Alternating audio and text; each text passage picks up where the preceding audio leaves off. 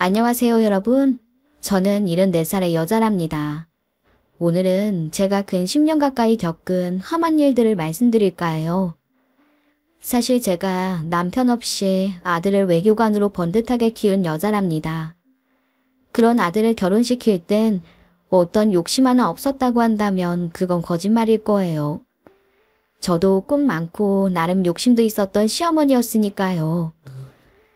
다만 웬만한 며느리를 보기 시작한 제 연배의 다른 여자들과 달리 저는 애당초 며느리한테 아들과 맞먹는 효도 따위는 바라지 않았습니다. 꽤나 현실적이고 모나지 않은 시어머니라고 자처했어요. 사실 효도는 나를 낳아준 부모한테나 잘하면 되는 거죠. 한 다리 건너인 며느리나 사위한테 마치 빚쟁이처럼 뭔가를 받으려고 한다는 것 자체가 많이 잘못됐다고 생각했어요. 그리고 이런 생각을 하는 제가 꽤나 상식적인 어른 축에 든다고 자신했었죠. 하지만 이런 생각이 정말 상식적이지 않은 며느리를 만났을 때 어떤 식으로 무참히 깨질 수 있음을 미리 알았다면 결코 그렇게 자만해하진 않았을 거예요. 저는 25세 아들을 낳았습니다. 그리고 그 아들이 5살 되던 29에 남편이 갑작스런 교통사고로 우리 곁을 떠났어요. 그때 심정을 어떻게 말로 다 표현할 수 있을까요? 정말 하늘이 캄캄하고 땅이 꺼지는 듯한 절망을 맛보았습니다. 어린 아들을 껴안고 나도 남편을 따라갈까 해서는 안 되는 그런 극단적인 생각까지 했었네요. 하지만 그럴 수 없었어요. 몸에도 맞지 않은 헐렁한 상복을 입은 채 머루같이 까만 눈동자로 절 보며 방긋방긋 웃는 아들을 보니 그런 생각을 했다는 자체만으로도 미안하더라고요. 그 후 정말 억척 어멈이라는 소리를 들을 정도로 악자같이 살았습니다. 가진 것도 없고 배움도 길지 않은 여자가 할 수 있는 일은 얼마 없었지만 평소 음식 솜씨 좋다는 평판만 믿고 반찬 장사를 시작했어요. 운 좋게도 시장 한 귀퉁이에 2평 정도 되는 자그마한 공간에서 시작한 반찬 가게는 나날이 번성했습니다. 돈을 조금 벌자마자 내친 김에 10평 정도의 백반가게를 열었죠.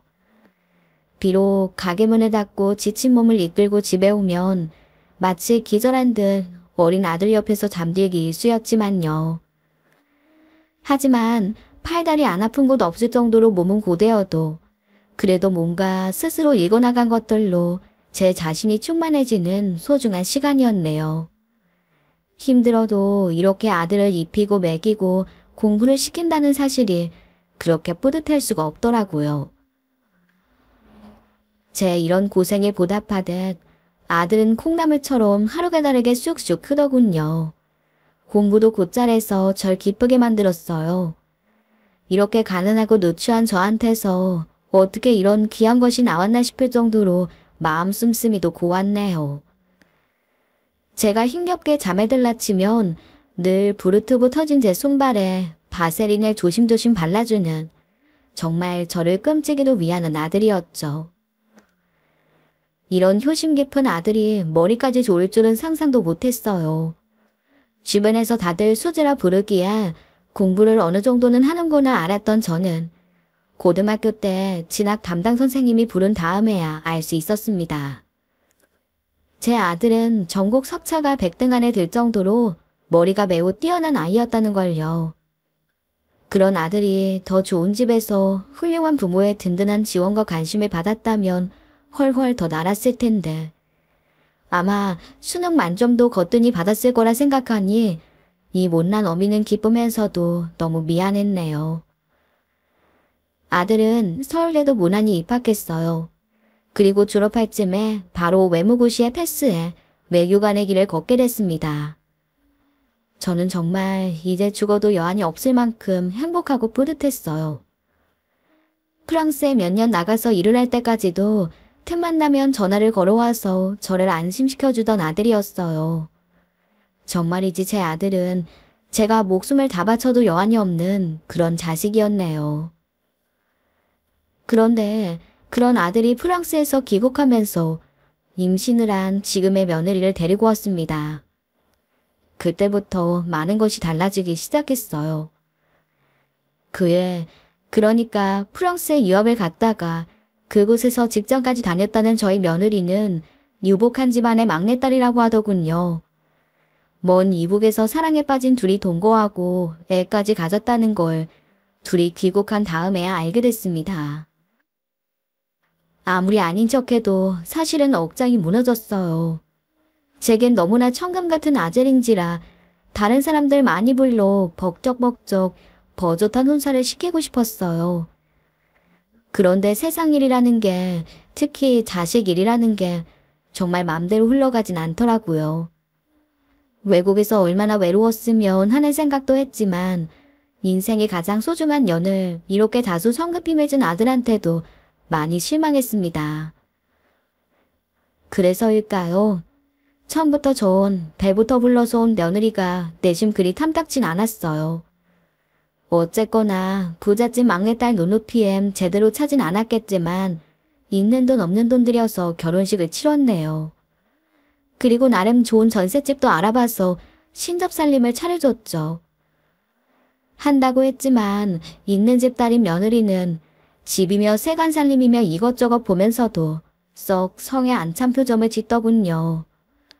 사실 그것마저도 살짝 빈정이 상했습니다. 나도 남들만큼은 아니지만 나름 예단 욕심 좀 내도 될 만큼 아들을 잘 키웠다고 자부했거든요. 그런데 이렇게 며느리 눈치나 볼 줄은 몰랐으니까요. 하지만 그것도 그러려니 했어요. 혹시나 남대처럼 손주를 봐달라 하면 잘 되는 식당도 당분간 접은 채 봐줄 공리까지 했습니다. 그런데 외국계 회사의 한국 지점에 새로 자리 잡았다던 며느리가 배가 점점 불러와서는 그냥 회사를 그만둘까 싶다고 제게 말하더군요. 몸이 약해서 견디지를 못하겠다고 하면서요. 하지만 청산가부가 돼 아들 하나 키우자고 아등바등 이랬던 제가 보기에는 참 약해 빠진 며느리처럼 보였어요. 하지만 어쩌겠어요. 맞벌이 하라 말아를 어떻게 제가 말합니까? 그건 제가 관여할 부분이 아니라 생각했어요. 아들이 그래도 외교부 공무원인데 처자식 건사하지 못할까 생각하기로 했습니다. 또 손자를 안 봐줘도 되니 저도 아직 더 늙기 전까지는 노후에 쓸 돈 좀 더 벌 수 있겠다 싶기도 했고요. 게다가 맞벌이보다는 집에서 안 사람이 내조를 해주면 아무래도 아들이 더 빨리 안정감을 찾을 거라는 시어머니다운 계산도 어느 정도 섰던 것도 있었네요. 하지만 이런 생각도 손주가 태어난 지 1년 만에 거둬들여야 했어요. 아들이 해외 공간 파견 근무를 해야 하는 상황이 생겼거든요. 저는 젊은 부부가 몇 년간 떨어질 거라는 생각은 애당토 하지도 않았어요. 그래서 며느리가 손주랑 딸랑 국내에 남고 아들만 남미 쪽 나라로 가게 된다는 것을 알게 됐을 때 펄쩍펄쩍 뛸 수밖에 없었습니다. 저도 어쩔 수 없는 시어머니였나 봐요. 남편을 홀로 보내는 며느리한테 너무너무 화가 나더라고요. 내심 아들도 며느리와 아들과 함께 가고 싶어하는 눈치였거든요. 저는 좋은 말로 설득했지만 며느리가 그러더군요. 아직 혜영이가 너무 어려서요. 게다가 의료 혜택도 외국에선 좋지 않아요. 어머님이 그렇게 아버만 생각하시면 저 너무 섭섭해요. 엄연히 혜영이도 어머님의 귀한 손주잖아요. 가족과 떨어져 외로운 시간을 보내야 하고 타국에서 맞지도 않는 밥을 혼자 먹어야 하는 아들이 짠했어요. 하지만 며느리의 반응을 보아하니 계속 건의를 했다가는 서로 괜히 마음만 상하겠는 겁니다. 그래서 이쯤 해두고 어쩔 수 없이 제 바람을 접었네요. 그렇게 아들은 홀로 쓸쓸히 남미로 떠났어요.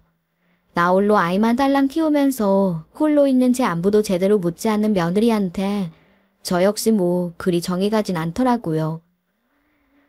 그런데 회사를 다니는 것도 힘들어 그만뒀던 며느리가 손주가 3살이 되던 해부터 갑자기 사업을 한다면서 제게 집에 들어와 손주를 봐달라고 하더군요. 아들이 번 돈이 그렇게 적진 않을 텐데 해외에 체류해야 하는 남편만 바라보며 살 수는 없다고 하는 겁니다. 우득불 우겨 며느리는 결국 우리 쪽 무역 사업을 시작했어요. 그러니 나이든 제가 뭐 어쩌겠어요. 제가 알뜰살뜰하게 모으고 제법 일으킨 식당을 쓰라린 마음으로 접을 수밖에요. 결국 아들네, 아니 며느리로 들어갈 수밖에 없었습니다.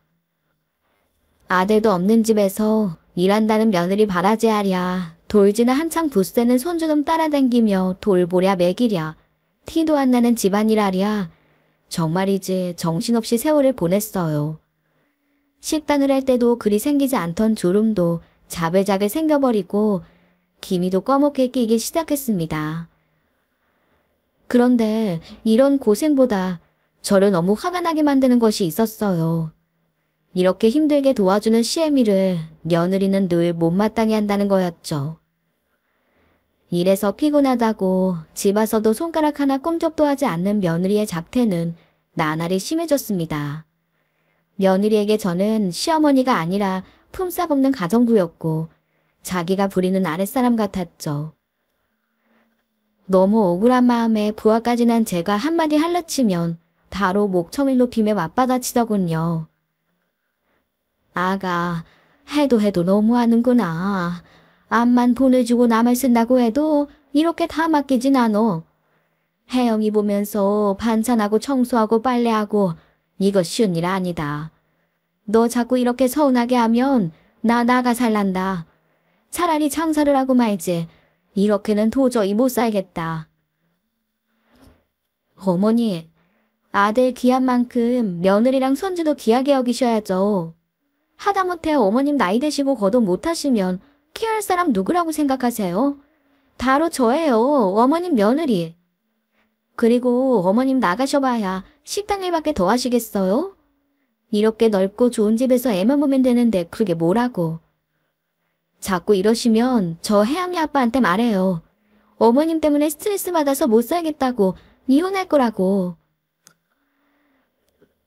제 얼굴색은 보지 않았지만 아마 시퍼렇게 변했을 거예요. 그래도 며느리에게 아무런 반격도 못하고 그냥 참았던 이유는 절대 며느리가 무서워서가 아니었습니다. 이제 먹을 대로 먹은 다 큰 아들을 이혼남 만들기 싫어서도 아니고요. 항상 아비 없는 자식으로 자란 아들의 평생 하늘 알아서 우리 손주에게 그런 상처를 대물림해주기 싫었던 게 제일 컸어요. 며느리는 미워도 손주는 어쨌든 제 고슴도치 같은 손주니까요. 나만 입 다물고 참으면 아들네 가정에 평화가 올 거라고 생각했습니다. 하지만 이런 제 마음은 아주 크나큰 착각이었죠. 어머님, 요샌 요양원에 가시려고 해도 월에 200~300은 드는데 어머님은 아들 며느리 잘 만나 이렇게 좋은 집에서 애만 보니 얼마나 행복하세요? 조롱하듯이 비아냥거리듯 말하는 게 입버릇 쓴 며느리를 어떻게든 견디려고 했지만 너무너무 힘이 들었어요. 그나마 이렇게 잘 견딘 나 자신을 칭찬해주고 싶었던 순간은 중간중간 귀국해와서 집에 들른 아들의 얼굴 볼 때밖에 없었네요. 하지만 간만에 길게 휴가를 받아 국내에 들어온 아들이 집에 있어도 며느리는 휴가 한 번 내질 않고 일한다는 핑계를 대며 끊임없이 바깥을 나돌더군요. 오랜만에 아들을 본 6살 먹은 손주 녀석도 대면대면한지 살갑게 안기지도 않더라고요. 휴대폰 게임만 하면서 지방에 틀어박힌 혜영이 녀석을 보면서 저는 그저 쓰는 숨을 애써 삼켰어요. 맛있는 음식을 해서 이것저것 먹이자라는 생각만 했네요. 그러고는 고생하는 새 걱정을 하는 아들의 모습에 저는 되려 아들을 걱정하며 이렇게 말했습니다. 어머니, 진짜 고생 많으세요. 이제 그만 한국에 들어오면 안 되겠니?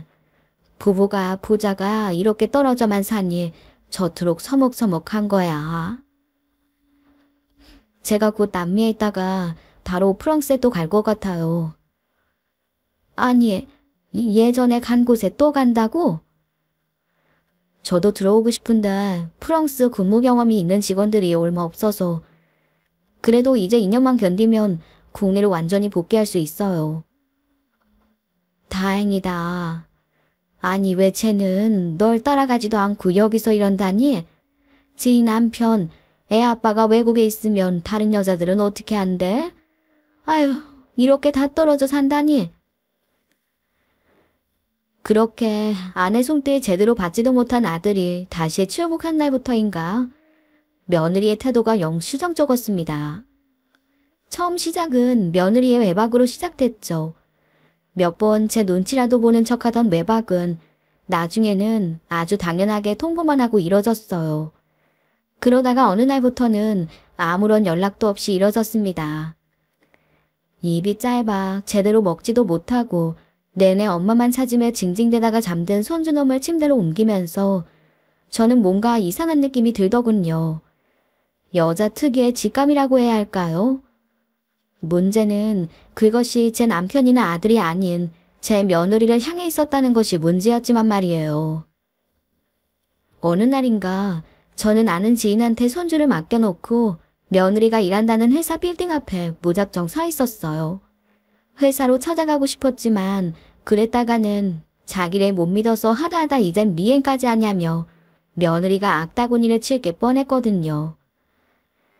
한참을 그렇게 빌딩 정문 앞에서 벼르고 있던 저는 빌딩 출입문으로 나오는 며느리를 보자마자 숨고 말았습니다.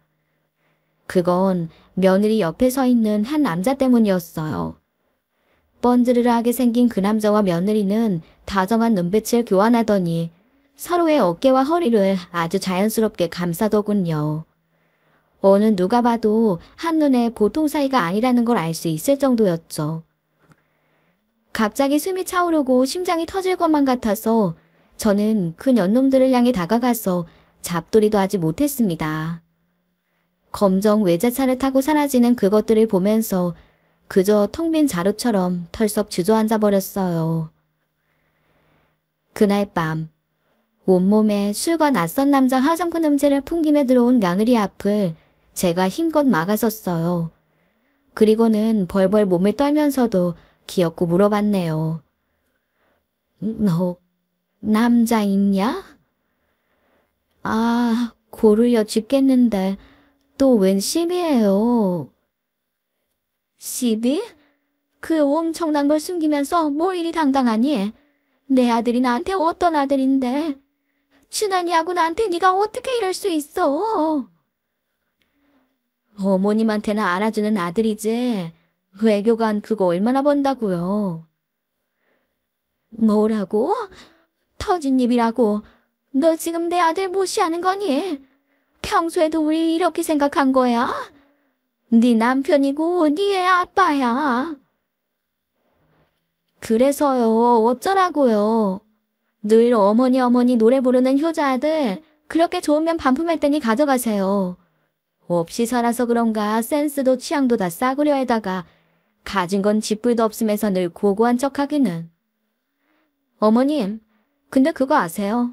어머님 아들이 저 무지 좋대요. 아마도 제가 헤어지자고 하면 죽어버리려고 할 거예요. 뭐, 죽어? 그럼 몹쓸 말을, 이 나쁜 년이. 비웃는 며느리의 얼굴이 사람이 아니라 악기처럼 보이더군요. 이제는 아들이 이혼을 하든 말든 제가 며느리를 당장 응징하지 않으면 분이 사라지지 않을 것 같아서 달려들었어요. 그런데 매일 골프니 테니스니 운동하며 만든 단단한 팔뚝을 가진 며느리가 40kg 겨우 넘는 저를 망설임도 없이 확 밀어버리는 겁니다. 눈에서 불똥이 튀고 머리 뒤통수에서 불이 번쩍 나는 통증에 소리도 없이 입을 벌린 채 눈을 흡들 뿐이었네요. 제가 꺽꺽거리며 말도 못하니까 그제야 당황한 얼굴을 하던 며느리가 119를 불러서 겨우 병원에 이송될 수 있었어요. 경추뼈가 골절이 됐고 경미하지만 제주막과 출혈도 있을 정도로 중상이 된 저를 보고 며느리가 뇌까린 말은 절 소름 끼치게 했습니다. 아마도 제가 마취약에 취해 자고 있었는 줄 알았나 봐요. 며느리는 아마도 동업자이자 내연남인 듯한 상대방과 대놓고 통화를 하더군요. 놓친 내가. 차라리 아예 골로 갔으면 더 나을 뻔했어. 저 치다꼬리는 어떻게 나온다. 간병인? 돈이 썩어 빠졌다.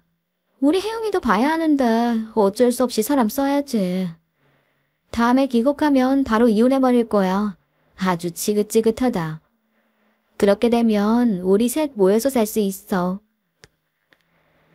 진정제와 진통제에 빠져드는 순간에도 제 가슴은 심하게 떨리고 있었어요. 전화 내용으로 보면 손주인 혜영이도 저것들이 낳은 자식이었던 거죠.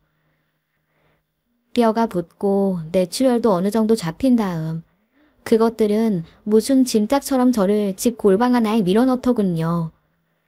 거의 반신불수화된 제가 누워있는 집을 이제 그 남자는 당당히 오가기 시작했어요. 하지만 저는 아들에게 전화조차 할 수 없었어요. 심신의 충격이 컸던 탓에 저는 어느새 입 밖으로 말이 나오질 않았습니다.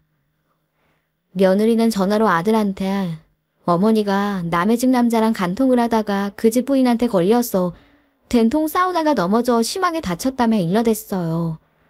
둥대로 칭칭 동이맨 제 모습을 영상통화로 찍어대고 전화기 저 너머에서는 그 모습을 본 아들의 탄식과 울음소리가 들리는데 너무도 미치겠더군요. 저는 그저 눈물만 흘릴 수밖에 없었죠. 저 대신 집안일을 해주는 가사도우미가 그나마 절 불쌍히 여겨 이것저것 먹을 것을 챙겨주고 몸을 봐줘서 망정이지. 그러지 않았다면 아마 저는 진즉 죽었을 거예요. 빨리 일을 마치고 귀국하겠다던 프랑스에 갔던 아들은 2년이 넘도록 돌아오지 못했습니다.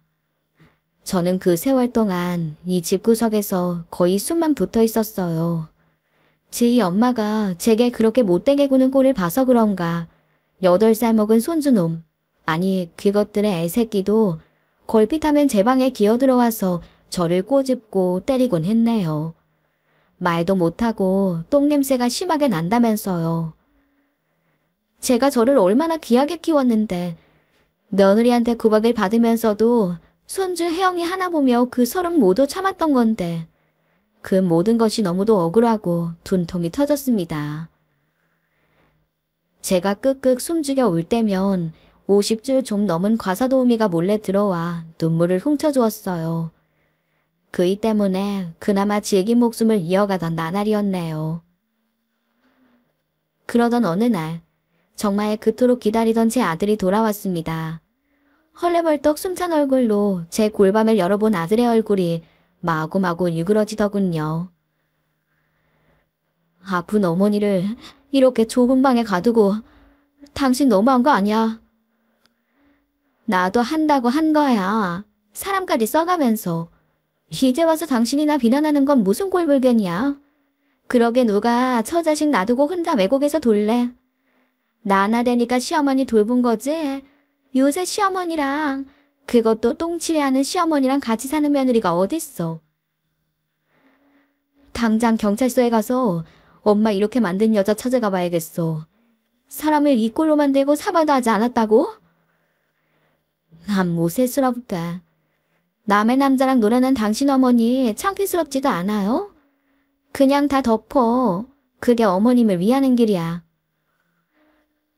얼마나 아프셨을까? 어머니, 너무 죄송해요. 오히려 당당한 며느리, 그리고 며느리의 말을 듣고 눈치를 보는 형편없는 자기 어머니 모습을 보면서 눈물을 멈추지 못하는 아들. 저는 그 모든 것이 너무 괴로워서 이제 그만 어서 죽어야겠다는 생각만 했어요. 그런데 그때 제 아들이 자기 엄마한테 소리치는 것을 보고 셀쭉한 표정을 짓던 8살 먹은 손주놈이 조목만한 손으로 제 머리채를 꽉 잡고는 놔주질 않더군요. 그러면서 제 엄마처럼 제게 이 썩을 하며 소리치는 게 아니겠어요? 그걸 본 제 아들은 경악하며 제 아들을 떼어내고는 크게 혼을 내기 시작했습니다. 이 녀석이 아픈 할머니한테 이게 무슨 짓이야? 그거 어서 놓지 못해. 아들이 엉덩이를 살짝 때리자 며느리 뒤에 숨어든 손주가 큰 소리를 치면서 징징거렸어요. 그러면서 아이가 외치는 말에 갑자기 정적이 흐르기 시작했습니다. 엄마는 맨날 하는데 왜 난 못하게 해요? 얼마 하지도 않았는데. 누가 들어도 이상한 말 아니겠어요. 당황한 며느리가 아이를 데리고 방 밖으로 나가려고 하자 아들이 그것들을 막아서서는 손주 앞에 앉아 눈을 마주보면 묻더군요. 혜영이가 평소 이렇게 할머니한테 물건 던지고 때리는 게 엄마가 그렇게 해서 보고 배운 거야? 엄마는 욕도 해. 혜영이는 그래도 욕은 안 해. 아들은 얼굴이 갑자기 시뻘개지고 숨도 시근덕거리기 시작했습니다. 며느리와 손주는 당황해서 얼른 방 밖으로 나가버리더군요.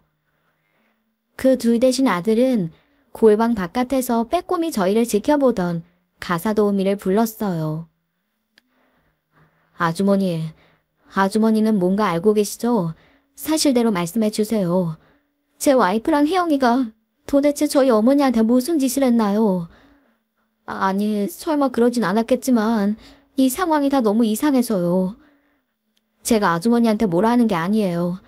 그런데 제가 본 것들이, 제가 느낀 것들이 다 사실이라면 저희 어머니가 너무너무 불쌍하잖아요. 아들은 어린아이처럼 제 옆에 앉아서 앙상하게 마른 손목을 연신 쓰다듬으며 눈물을 보이기 시작했습니다. 그러자 난처하게 저와 아들을 바라보던 가사도우미가 갑자기 뭔가 결심한 표정으로 입을 열었어요. 사장님, 제가 그동안 가만히 있으면 안 되던 거였는데 너무너무 죄송해요. 어르신, 정말 죄송합니다.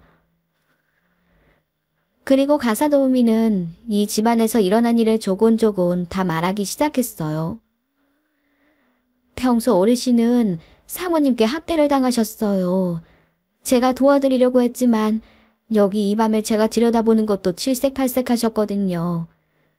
그래서 저는 사모님이 안 계실 때나 몰래 들어와서 약 발라드리고 친구 같은 거 갈아드리는 게 다였네요. 손주분은 지희 엄마 판박이라 여기 어르신 얼굴에 멍 보이시죠? 제가 할머니 얼굴에 휴대폰을 던져서 생긴 거예요. 세상에, 저는 그것도 모르고 우리 어머니 말도 못하시는데 그걸 어떻게 참으셨어요? 어머니 죄송해요. 제가 더 일찍 들어왔어야 했는데 정말 꿈에도 이럴 줄 몰랐어요. 저는 그제야 제가 간통을 하다가 맞아서 이렇게 다쳤다는 며느리의 말을 아들이 전혀 믿지 않는다는 사실을 깨달았어요. 너무 고마웠습니다. 절 보며 그렇게 아프도록 우는 아들을 보니 그새 절 짓누르던 긴장감이 풀렸었나 봐요. 아들이 없는 동안 한 번도 맘 편히 감아본 적 없었던 눈꺼풀이 스르륵 잠기더군요. 그렇게 눈을 감고 있으니 아들은 제가 잠에 든 줄 알았나 봐요. 저를 두고 두 사람이 이야기를 이어가더군요. 혹시 저희 어머니가 정말 그런 일에 휘말려서 다친 게 맞나요? 그런 일이라니요? 제가 이 집에 들어왔을 때는 이미 할머니가 이 방에서 머물고 계셨어요. 그래서 이전의 일은 잘 몰라요. 제 아내 말로는 어머니가 유부남이랑 두덕조란 만남을 가지다가 그 남자의 아내분한테 맞아서 다친 거라던데요. 네? 사장님은 진짜 그 말을 믿으세요? 아니요, 안 믿어요. 저희 어머니는 절대 그런 분 아닙니다. 제가 봐도 할머니는 절대 그런 분 아니에요. 비록 말씀은 못하시지만 얼마나 다정한 분인 줄 알겠는데요. 눈빛만 봐도 사람 견적 나오잖아요. 사모님이랑 할머니랑 둘 중에 누굴 믿냐고 물으면 전 할머니를 믿을 거예요. 어머니를 찾아오는 낯설거나 수상한 사람은 없었죠? 에이, 무슨. 오히려 사모님 찾아오는 사람이 있었죠. 이런 말 함부로 전해도 되는지 모르겠지만 사모님이 사장님 말고 만나는 남자가 있는 것 같아요. 제가 집 갈 때쯤 그 사람이 오는 편이라 오래 보진 못했지만 여기서 자고 가기도 하는 것 같더라고요. 제가 다음날 오면 그런 흔적들이 남아 있었거든요. 저도 이 일하면서 이 꼴 저 꼴 진짜 많이 봤지만 나 참 이렇게 콩가루 같은 경우는 처음 보는지라 곧 그만둘 예정이었어요. 그래서 사장님한테도 이리 시원하게 말하는 거고요. 지금 어머니는 전혀 말씀을 못 하시는 거죠? 네. 그래도 연필이랑 종이 갖다 드리면 쓰시기는 하세요. 맨날 아들 언제 오냐고 물어보셨는데 제가 뭘 아나요. 그래도 필요한 건 이렇게 적으셨어요. 심각한 둘의 대화를 들으면서 저는 서서히 잠에 빠졌어요. 그리고 너무도 긴 잠을 아주 달게 잤다고 생각하며 잠에서 깨자마자 허둥지둥 주변을 둘러봤습니다. 분명 아들이 온 것 같았는데 너무도 아들이 돌아오길 바라다 보니 내가 그새 환영을 본 건가 비참하고 서러운 마음이 들어서 가슴을 탕탕 쳐봤네요. 죽그릇을 들고 들어오다가 제 이런 모습을 본 아들이 저한테 다가와 제 손을 잡아주기 전까지 저는 계속 그랬던 것 같습니다. 아들이 그런 제 손을 잡아주자 그제야 꿈이 아니었구나 하고 안도했어요. 그제야 전 당장 아들에게 며느리의 실체와 손주에 대한 진실을 말해야겠다고 생각하며 다급하게 아들의 팔을 끌어당겼네요. 하지만 아들은 조용히 미소 지으며 제 입으로 죽만 넣어줄 뿐이었습니다. 오랜만에 맛보는 정성 가득하고 고소한 잣죽을 먹으면서 제가 연신 아들의 얼굴을 훔쳐보고 있었나 봐요. 가만히 제 손 한번 꽉 쥐어주던 아들이 웃으며 말하더군요. 어머니, 저 돌아왔어요. 저 이제 아무데도 안 가요. 그동안 고생 진짜 많이 하셨어요. 호강시켜드리려고 했는데 못난 아들 용서해주세요. 못난 아들이란요. 여전히 반짝반짝 빛나고 보기만 해도 아까운 소중한 아들의 얼굴을 막 쓰다듬어 주니 아들의 눈에서도 비오듯 눈물이 떨어지기 시작했습니다. 그런 아들을 달래고 난 후 죽그릇 옆에 놓인 종이와 펜을 들어 후들거리는 손으로 글씨를 써내려갔어요. 그 애들을 전부 믿지 말라고 말입니다. 지렁이처럼 흘려 쓴 제 글씨를 보면서 아들이 쓴 웃음을 짓더군요. 처음에 저는 아들이 왜 그렇게 웃는 줄 몰랐어요. 제가 몸이 많이 나아져 제 주변을 둘러볼 수 있을 때 알게 됐거든요. 아들의 집에는 더 이상 며느리와 아이가 사라지고 없더군요. 제가 걱정할까봐 자세한 이야기는 하지 않았지만 뭔가 큰일이 일어났다는 것은 어렴풋이 눈치챌 수 있었습니다. 아들이 와서 그런가 하루가 다르게 제 몸 상태는 좋아졌어요. 게다가 비싸다고 만류하는데도 전문적으로 간호하는 젊은 간병인을 제게 붙여주더군요. 그리고 아들한테 그만두기로 했다고 한 인심 좋은 가사 도우미는 여전히 집에 남아서 제 수발을 들기 시작했고요. 하지만 오래도록 학대를 당하고 무시를 당하던 사람의 습성 때문인지 이 평화와 고요함이 난데없이 또 사라질까봐 저는 긴장을 늦추지 못했습니다. 그래서 하루는 제가 아들 몰래 가사 도우미한테 글로 상황을 물어봤어요. 그런데 가사 도우미가 눈을 동그랗게 뜨고 말하더군요. 아이고, 아드님이 말씀 안 하셨어요? 며느님, 아니 그 여자랑 그 애는 집 나간 지 꽤 됐어요. 어디 갔냐고요? 그건 저도 잘 몰라요. 저한테는 사장님이 할머니한테 정성을 다해달라고만 하셨어요. 그 두 사람의 진심을 다한 보살핌에 제 몸은 많이 나아졌고 어느새 조금씩 말도 할 수 있게 됐어요. 어느 날 많이 호전된 저를 물끄러미 바라보던 아들이 말을 꺼내더군요. 어머니, 저 그 사람이랑 이혼했어요. 그리고 혜영이는... 안 된다. 혜영이는 네 자식이 아니야. 그것들 사이에서 낳은 애야. 아들이 놀라서 눈을 뜨더니 쑥 어깨를 내리뜨리더군요. 아마 제가 그 사실까지 알고 있다는 것이 못 견디게 민망하고 괴로울 테니까요. 어머님 죄송해요. 다 제가 멍청해서 일어난 일 같아요. 그 두 사람 프랑스에서부터 알고 지내던 사이였어요. 집안에서 반대를 하고 난리치니까 헤어졌나 본데 절 이용 많은 여잔들도 모르고 어머니한테 모질 시간 안겨드렸어요. 애는 그 여자 집에서 데려가서 키운대요. 알고 봤더니 제가 알던 집안 내력도 직장도 다 거짓말이더라고요.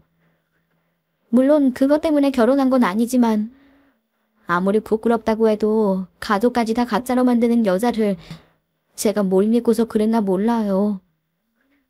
그런 나쁜 여자를 어머니 곁에 붙여들여 큰 고초를 겪으시게 했어요. 죄송합니다. 그날 귀국하고 절을 본 아들이 화가 나서 가사도우미가 알려준 며느리가 있는 회사 빌딩으로 찾아간 날 다 목격하고 알았다네요. 보통 사이가 아닌 것처럼 보이는 그 둘 사이에 니야감 없이 녹아있는 자신의 아들. 아니, 아들인 줄로만 알았던 희영이의 모습에 제 아들의 가슴은 얼마나 찢어졌을까요. 저는 제 몸보다 그것이 더 가슴 아팠어요. 그런 말 말어. 작정하고 속이는 것들을 어떻게 당해내. 너는 괜찮니? 내가 이것들을 다 잡아낼 거야. 그러실 필요 없어요. 그 두 사람 지금 구치소에 있거든요. 우리 사업이 아니라 기획 부동산으로 사기를 쳤나 보더라고요. 지금 사기죄로 고소당해서 현재 재판받고 있는 중이에요. 그 여자 인생은 이제 지옥이나 다름없을 겁니다. 그러니 이제 다시는 그 여자 입에 올릴 일도 필요도 없어요. 그럴 가치도 없는 인간이니까. 그냥 우리끼리 이제 행복하게 살아요. 이 일을 통해서 저는 세상에 신은 여전히 있다고 믿고 인과응보는 만고의 진리라는 생각을 했습니다. 그리고 한 가지 소원이 있다면 아주 이기적이고 못된 여자 하나로 상처받은 제 청금 같은 아들의 마음이 어서 빨리 치유되길 원했는데요. 늘 말 잘 듣는 아들답게 제 아들은 이 어미의 소원을 늦지 않게 풀어주더군요. 제 곁에 늘 머물면서 저를 도와주는 간호대 출신의 젊은 감력인과 어느새 마음을 나누더니 미래까지 함께하자며 약속했다는 겁니다. 저는 많은 친인척들과 아들과 며느리의 지인들이 지켜보는 가운데 호화롭진 않아도 충분히 화려하고 아름다운 결혼식을 치렀어요. 혼주석에서 그 둘을 지켜보면서 저는 내내 눈물을 흘릴 수밖에 없었습니다. 그렇지만 그 눈물이 기쁨의 눈물이라는 것은 다 아는 사실이었죠. 저는 이제 저를 괴롭히고 제 아들을 기만하던 그 가짜 며느리와 손주 생각은 꿈에도 생각나지 않아요. 지금 제 두 팔에는 포동포동한 뽀얀 얼굴을 가진 이쁜 손녀딸이 있고 아픈 엄마 힘들까봐 늘 신경 써주는 아들, 그리고 수줍은 미소가 어여쁜 제 사랑하는 며느리가 늘 저와 함께하니까요. 오늘의 썰맘 사연에 여러분의 소중한 댓글 기다리면서 구독, 좋아요, 공유는 물론 알람 설정도 부탁드립니다. 그럼 오늘도 함께 읽어주셔서 감사합니다.